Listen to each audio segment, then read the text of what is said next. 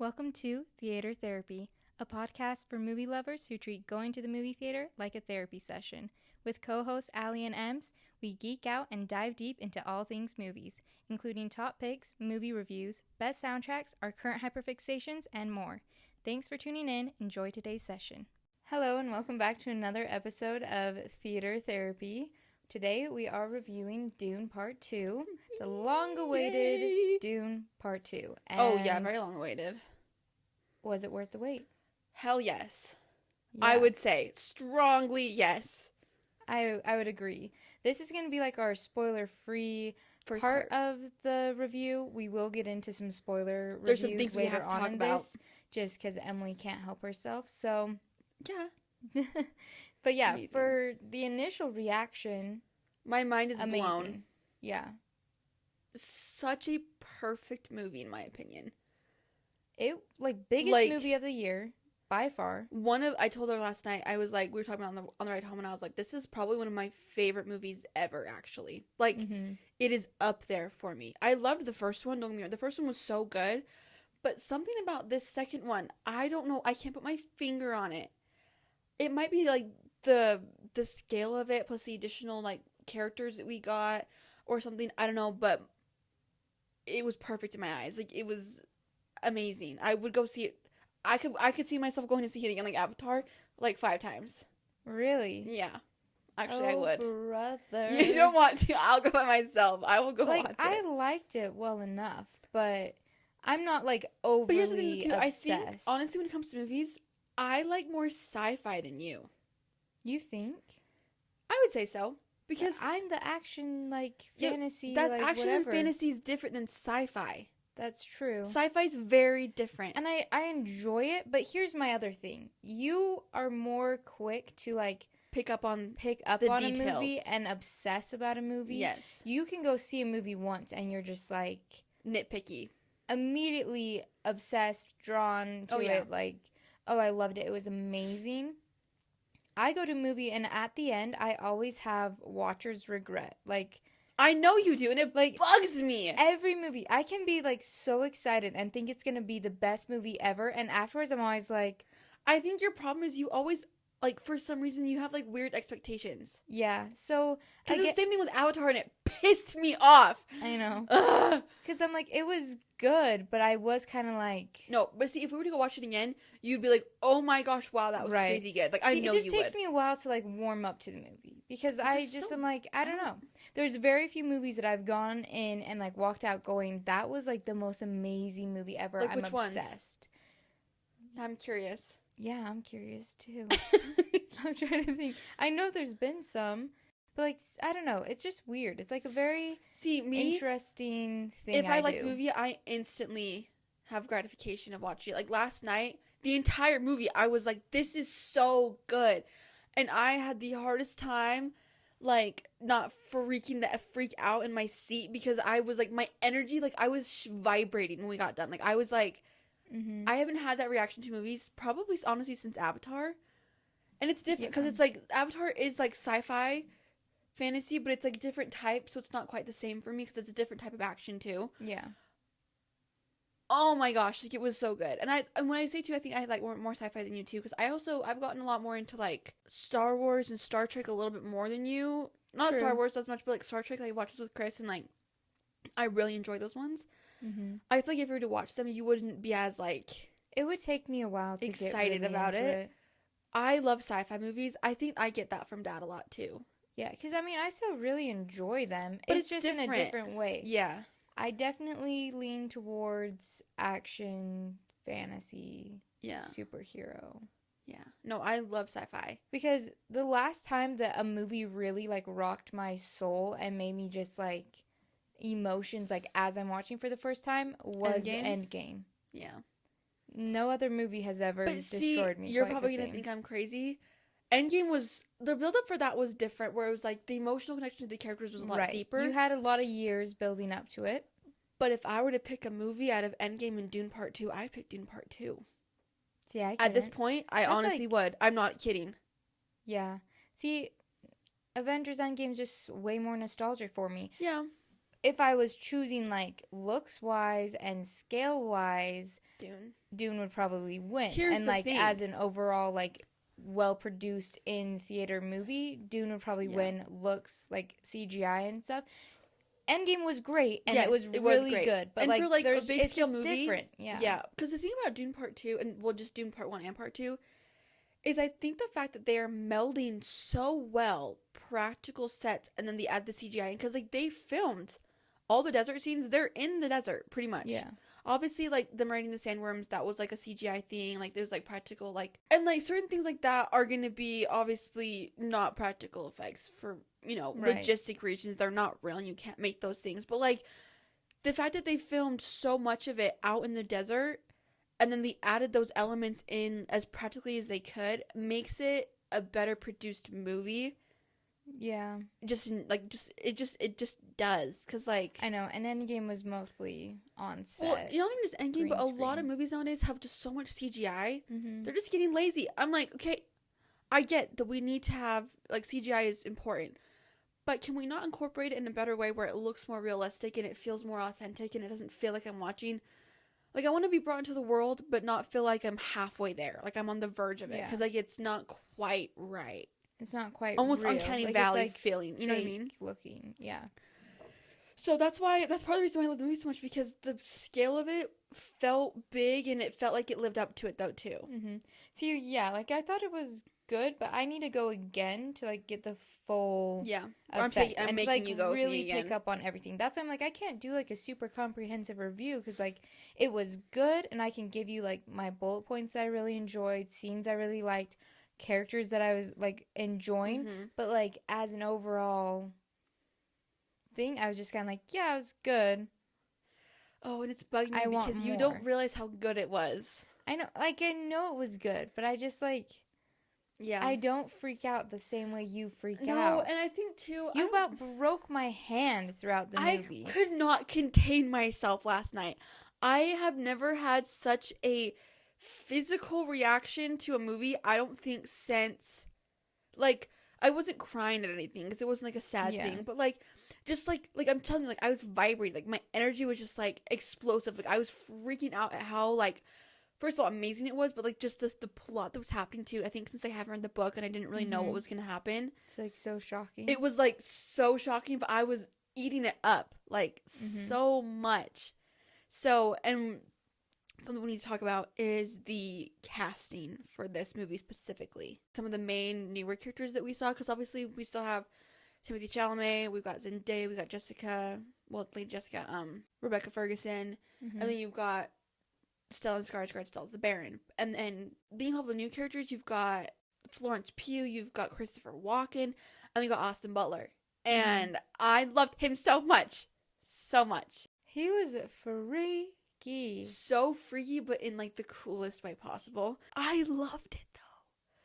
But he was, like, fully in character. Why did I love it so much? I couldn't figure it out. The whole time I was watching, I was like, one of the best performances I've seen. And I know lately it's kind of controversial because the whole Elvis thing and his accent.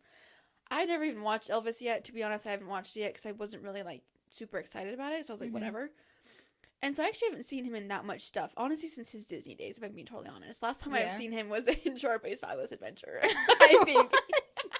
I just haven't watch any of his new stuff for some reason. I don't know why, but oh my gosh, he was so perfect in this movie. I don't know the character from the book at all to compare it to, but I loved him, and I loved Timmy Chalamet, and I love Zendaya, and I love everybody that was in this movie so much. Florence Pugh was beautiful. She was gorgeous. And, like, her voice. Oh, that was one of the things that stood out to me was, like, how she spoke and, like, like, the cadence of her voice was just she is one of the good. best actresses of our time. I'm not kidding. Her and Timothy Chalamet, I've known it since Little Women when they were in that together. I could have called it right there. But yeah, cast wise, like, everybody did such a good job. Everybody, like, no one really stills any scenes. No. And no one is, like, weak in their scenes. Like, it's all, like, just so good. You can tell that everybody's... They had great chemistry and, like, fed up each other really well. And everybody seems very, like, in character. Oh, yeah. There wasn't a lot of times that I'm like, these are just, like, random people saying words. No. You know, like, it was, like... Even we're like the fully smaller in characters. character. Yeah. Yeah. But let's just do our initial, let's review it. Okay. Give us our overall score. For me, 10 out of 10, baby. 10 out of freaking 10. Honestly, it's so hard for me to give movies if I a 10 could give out it of a 10. 12, I would give it a 12 out of 10. I'm not kidding. See, Nice. part 1 for me, 9 out of 10. This Yeah, one's 12 out of 10. I think part 1 I said like 9 out of 10 or something. This one, like, I feel like if I watched it again, my opinion would change. But I probably still am just going to say 9 out of 10. Okay, I'm still happy with that. Just because it's like... Okay, the thing about this is there's a lot of content. There's a lot of... Since it's otherworldly and it's sci-fi, there's a lot of unfamiliar things because they obviously make up so much. Right. The language is different. Obviously, you've got a lot of hard names to hear and like just terms in general. So that's what's hard about sci-fi is to like just like digest all the information thrown at you. And like the relations of everybody. And some people it's hard to pick up on that the first time. I will say. Like the first time I watched the first one, I was really confused at the end. Mm-hmm. But since I've watched it 2 times since then, it made a lot more sense. So this one like instantly made sense to me, I would say. Yeah, and I'm glad we did a refresh beforehand because I would have been more confused. But I still feel like since so much happened in this movie and there was a lot of new characters, a lot of heavy storyline, I feel like I need to watch it again before I can fully decide. I will totally go again. Yeah. But yeah, I would say 9 out of 10. Like, it was very good. If you enjoy sci-fi movies at all, go. If you enjoyed the big movies first one, anyways, you definitely need to see the first one, obviously. Yeah, so you watch it beforehand. Yeah. But as for, like, the movie of the year, easily goes to Dune Part 2. Top of my list. I don't think anything else will come close to being... No.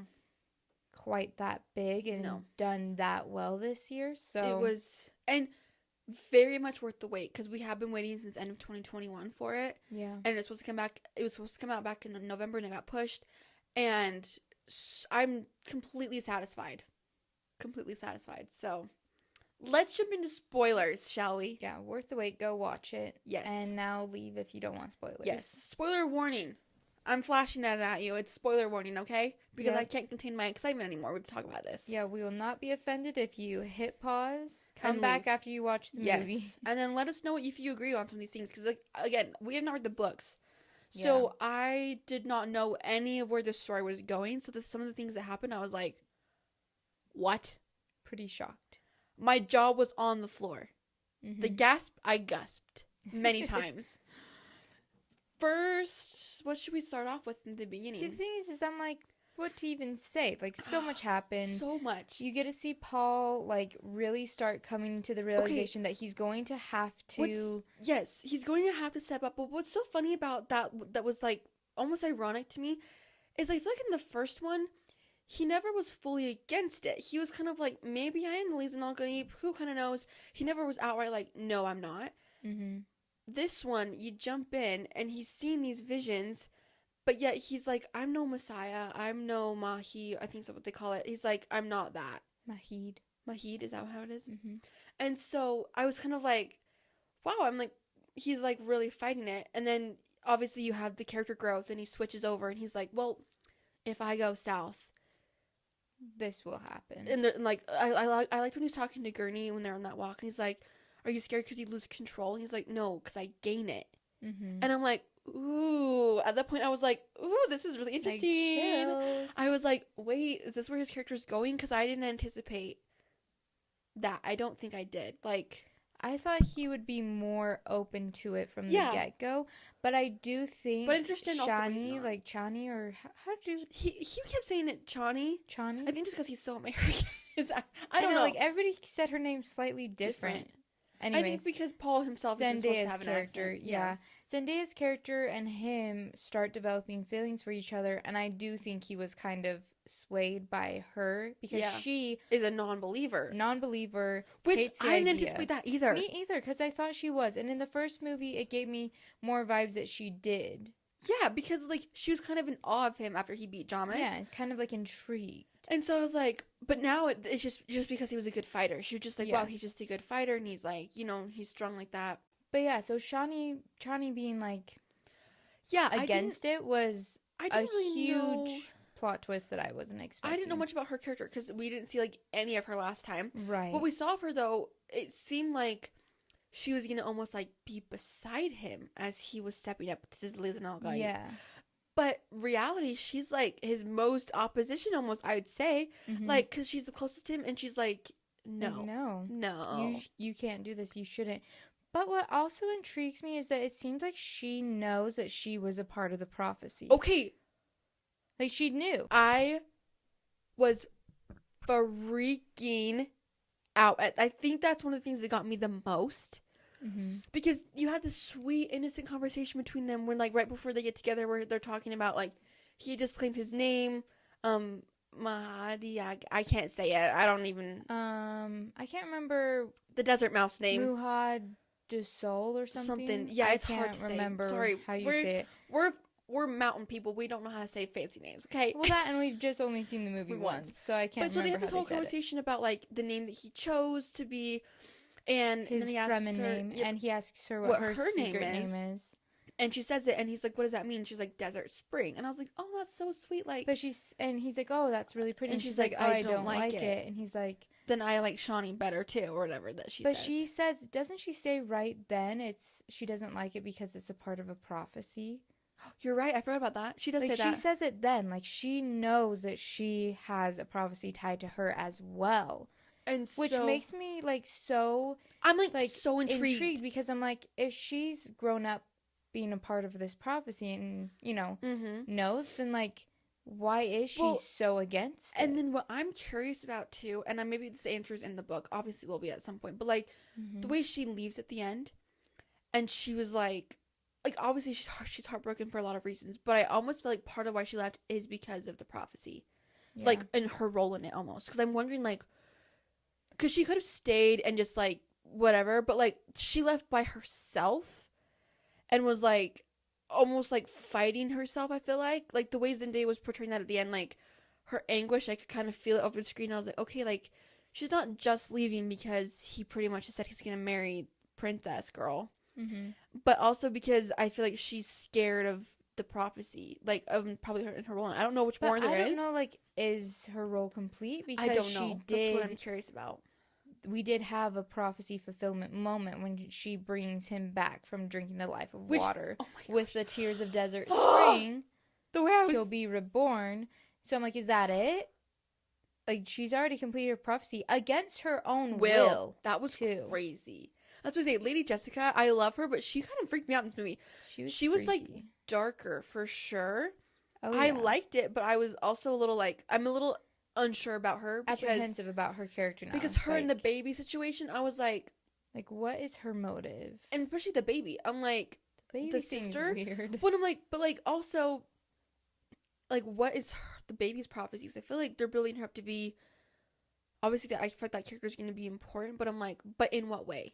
Yeah, and that's the character that we got to see. We saw Anya Taylor-Joy. Yeah, Taylor-Joy as her kind of in the future, like as a vision / thing speaking to Paul. When he took the water of life. Yeah, so it's intriguing. I'm very curious. That's what I said. I really want to read the book, but also I don't want to. I almost want to be surprised. I know. It's like, now that we've gone this far into the movies, I'm like, do we read it and then know what's going to happen? Or do we just get surprised, but then you read the whole book? Like, which is more fun? I know, you know? I'm torn. But that was crazy. Like, seeing her and, like, the whole, like, Lady Jessica, like, conversing with the baby and, like, plotting so much of it. I'm like, whoa. Like, it's kind of crazy to, like, see how much. Right. Also, what blew my mind, because we talked about this last time, and I didn't know about the initial prophecy that you mentioned last week. How Lady Jessica and whatever were supposed to have a girl, and that was going to marry the heir of House Harkonnen, and then have the Lisan al-Gaib. But what's crazy is that in a way that prophecy still got fulfilled, because we found out Lady Jessica is the daughter of Baron Vladimir, and she had the baby with House Atreides still, and then they had Paul. Yeah. So in a way, it still got fulfilled, just in like flipped a little bit. Like it still happened. In the way that the Bene Gesserit had planned, but, like, she kind of took control of it and changed it. Which I was like, that's still kind of cool. Like, there was still that connection of that House Harkonnen and House Atreides still got combined, ultimately. Which was also a wild thing of him being like, we're Harkonnens. I don't even know what to say about that. It was pretty shocking. Wild. I was like, because my mind was like, oh my gosh, wait, that just fulfilled, like, that part of it, though, because because the whole part that they were gonna do that was to combine the houses to instill They peace. needed more.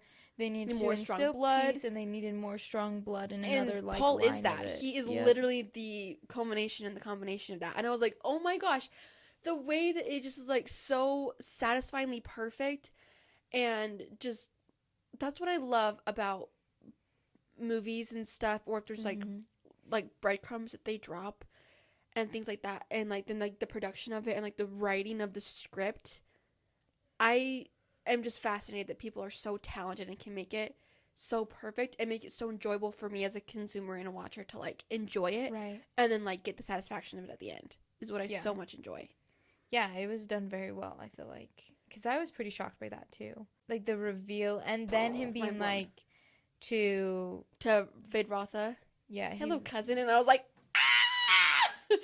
also, when he went to the Baron, I knew he was gonna say grandfather. Yeah. In my head, I was like, he's gonna say grandfather. I'm like, I know it. He's like, grandfather, stabs him. Yep. Which was wild. I thought he was gonna walk up to the throne in the thing. I thought he was gonna walk up to the Emperor's throne. Maybe I thought he was gonna take his signet ring. Oh, I didn't think about that at all. And then take up the mantle of both houses. That would have been sick. I know. And so I wonder if we'll see him do anything like that going forward, because now he is the head of both houses. All of them are gone. Yeah, he killed 2 of them, and then Feyd-Rautha the Baron, and then Gurney killed, I can't even know that guy's name. Glossu Rabon. Yeah. So he, like, I thought he was going to kind of take up that mantle of both, the ring, because he also says to his mother, like, we will win by being Harkonnens, yeah. So I'm like, which again that gave me chills when he said that. I was like, oh no, what's that? What does that mean? What does that mean? But it could also be like, you know, being kind of ruthless like they are, or whatever. But I wonder if he'll kind of take mantles of both. And I mean, now he's kind of set himself up to be emperor. Well, he's trying. Yeah, he beat the emperor in that claim, but the other houses didn't acknowledge it, so now there's gonna be war, and now the holy war has begun, and that's how the movie ends. Was like that. Yeah. So one thing I do want to talk about before we finish up too was Feyd-Rautha's fight in the arena. Oh yeah. Okay, that was like the most wild looking scene I've ever watched in a movie. But again, I loved it so much, and I can't explain why, but like the fact that it was like in like a black and white, like the filter kind of that they put on it or something. I don't know. Well, everybody was painted white too. Like they all had like a white paint on their skin. Yeah, like I don't know. That was like and their culture's look for it. But then like everything else in was contrast, like so muted. Was like, but it was like the contrast was just like, it wasn't a filter. Like it was like real coloring of stuff, and then maybe they enhanced it a little bit but like it was like actual, and it was so like like satisfying to look at. Like it was like pleasing to my eyes in like a different way, because like DD Prime is, you know, their home planet, and House Harkonnen, they're so ruthless and like it's a very harsh planet.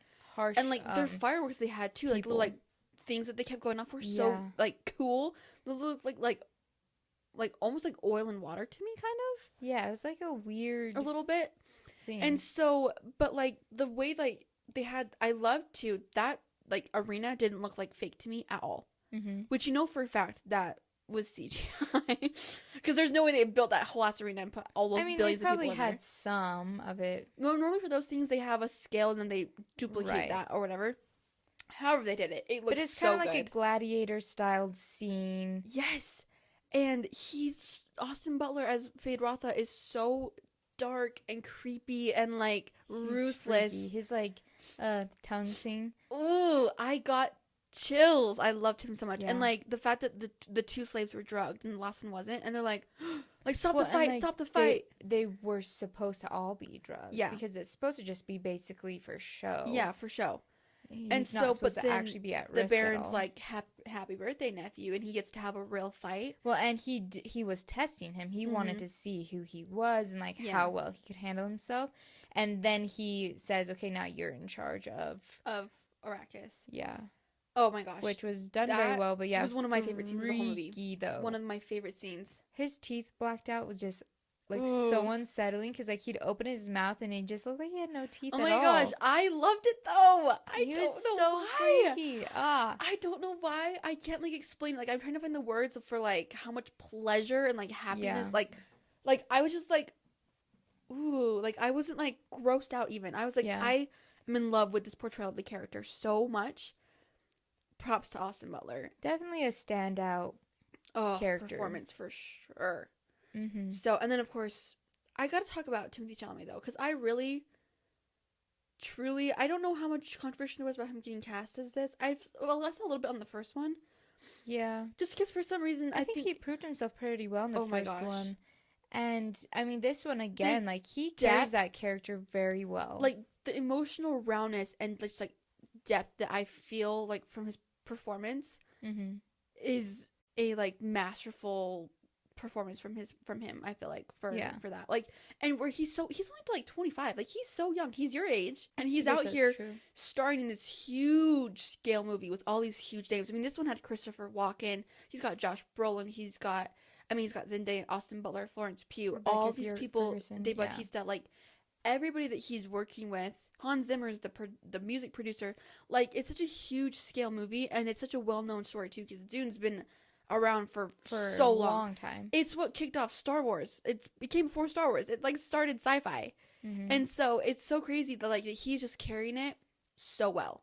Yeah. And if you watch in the interviews, too, he's just so, like, humble and just, like, almost, like, nonchalant, but, like, he's very aware of, you know, his role in it, but like the way he just portrays it and just takes up the mantle, I love him so much. Yeah, he's like very charismatic but serious, and like he just has so many layers to it, and it's almost as if he's like not even trying it, it's just who he is. Like that's how you know, like for me, when a actor is a good actor is when I'm like, oh, like that's that character. Like I can't see the divide between who they are in the real world and who they are as a character. Their performance they just like feels real. Just too, because I mean, Paul is supposed to be this character, you know, where he is just natural on Arrakis and like picks up the language and the customs and all those things.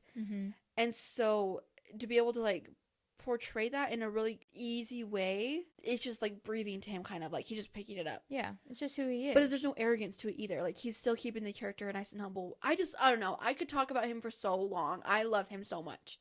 Yeah, he did a very good job. Props to him so much. So I'm excited to see what he does going forward in Dune and in other movies, because he's definitely, you know, it's very fun. Like we're kind of at this like phase in the world where we're seeing like the next generation of big actors make their mark. Like I said, him and Florence Pugh, I see those two, and Austin Butler and Zendaya being huge. Yeah, like they're like the next generation, and like our generation that I feel like I grew up with seeing as like all these big actors are kind of now like the older generation, you know. So it's fun seeing the new like people that are like around our age or a little bit older than me, like being the leads in these huge movies, really putting their acting skills to the test.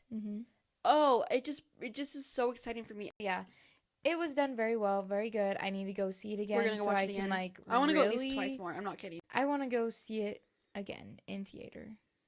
Yeah, for sure. Just so that I can really absorb I'm sad I didn't more. watch the first one twice, and I wanted to. Because this is definitely a movie too, where like watching in theater is like, it's like really made to be in theater. You know, it's huge scale, great camera work, and the sound. The sound. There was less music, and it was just different. It was different. Done differently, yeah. Still and good, the sound effects though, because we got some different, not really animals, but like we got like smaller worms. We got a couple different environments. We were on the Emperor's planet now too, so like that was really cool to see a little bit of that, and like his different machinery, the kind of stuff that they had with them was a little bit different than the first one. So, oh my gosh, I could talk about this movie for so long, but we better wrap it up. Go watch the movie. It was amazing. Yeah, I won't shut up about it. We will definitely, I think too, we'll have to do a breakdown of the book and the movie at some point. Once I think all the movies come out, which will have to be a while, but just give it a couple years. Yeah, but oh my gosh, I think they'd end it on part 3. I mean, I'd keep watching it. I don't care how many they make. I wouldn't be surprised if they started doing like other spin-offs, because this is one of those worlds where they have like the main book, and then they have all these different books, side quests, side stories, pre-stories. I'm assuming one more in movie Dune. though, because they just kicked off the war, so it's gonna be like it's at least one more. It's gonna be the war, and then like the immediate aftermath of like kind of Yeah. what happens. Yeah. So depending on how they do pacing wise. But okay, this is like our review system. We'll do a quick rundown of all of our different categories, the ones that apply, and then our overall score at the end. Ooey gooey, 5. 7. Yeah, there's definitely some scenes 7 for me. Comedy. Surprisingly, 5, I'd say. Yeah, I would say I didn't anticipate 5. it being funny, but there was some funny stuff. There was some funny, good, like, comedic this type of movie, relief. you don't really assume it's going to be funny. Like, haha. So Raunchy/spicy. 0 out of 10. 0. There's nothing. It's not that type at all. No, which is fine. There I'm is fine with it. spice. But yeah, this isn't. I mean, you wouldn't assume that type of movie. So yeah, 0 out of 10. Rewatchability for me, 10 out of 10. I would say probably a 6. I'll go see it again, but if it's one that I'll turn on randomly through the year, like, and watch at home, maybe not. Part 2 for me, 10 out of 10. Musicality. The soundtrack was not, like, I was really looking forward to getting more. I will say, I was a little sad because the first one was so good. And we didn't get quite nearly as much. I would say 8 out of 10. Even the thumpers didn't hit the same for me. And they only used once. Like, or twice, I think. So, probably like 7, actually. 7 out of 10. 7, yeah, I'd say. CGI effects, 10. Yeah, 10 out of 10. 10. Action, 9. I'd agree with that. 9. I expected more, and some of the like fights we got were so fast, like over and done with. But the fights we got were really good. Yeah, really good. And then you had a lot of times of them like attacking the spice fields and stuff. 9. Tearjerker. I did get a little close on 2 spots for me. I'd say like a 3. Yeah, emotions wise, like it's not. I feel like we're not there yet. I feel like part 3 will be more emotional. Yeah, I would say maybe a 3. 3. Jump scares. There was actually a couple. I jumped a couple times. Yeah, I flinched a few times, like some explosions or like. So I'd say like 4. I'd say 4 as well. Would you watch with your parents? I definitely watched with my. Oh yeah. Yeah. With our dad, yes. 10 out of 10. 10 out of 10. So yeah, overall though, such a perfect movie. This is my new favorite movie. I'm putting it out there right now. You guys are not gonna. I'll probably mention it again. This and Avatar are up there now for me. Go watch it. Let us know what you think. Yes. Anyways, until next week, have a fabulous time. Wonderful week. You can find us on YouTube, Spotify, TikTok, everywhere. Apple Podcasts. Pretty much everything's tagged down below. And yeah, we'll see you next time. Bye.